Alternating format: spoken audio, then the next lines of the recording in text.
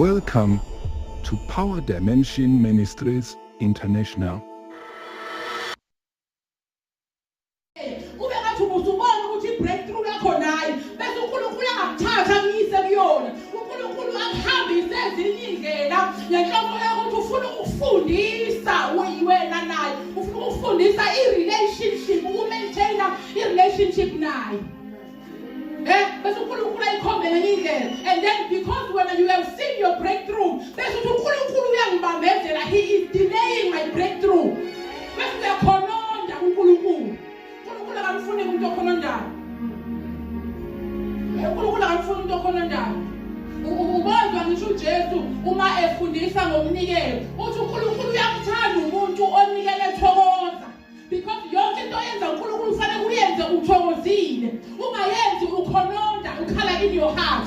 Because they complained, uNkulunkulu nakuMose bemdelele ukuthi wayelesiko sinika sona silula besithi zikwengcono ngabi thina eGibhithe ukunale mali osinikeza yona. Sekekhohliwe ukuthi lo uNkulunkulu abakhuluma ngayo uNkulunkulu ovula idwala lakhipha amanzi. Abasazi ukuthi lo uNkulunkulu ke wamuhle empilweni yabo. Sekekhohliwe ukuthi lo uNkulunkulu uyena kade bamele ezweni laseGibhithe.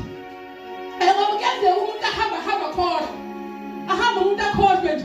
Njengoba nawe nje ukukhohlwe ukuthi uNkulunkulu ke wamuhle in your life. Mase ubona izinto engahlangana ukukhohlwe ungakhumbuli ukuthi wena uke wagula uNkulunkulu wakuphilisa. Ukhohlwe ukuthi wena ungafuna umsebenzi uNkulunkulu wakunikeza.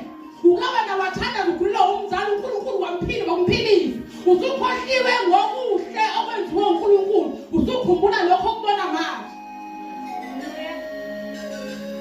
Yikho uDavid emayebhala athi mbonge uJehova mphefumulo wami, ungakhohlwa yimisebenzi yonke yakhe emihle yomusa. Ekubalekile ukuthi uNkulunkulu ungakhohlwa izinto azenzile empilweni.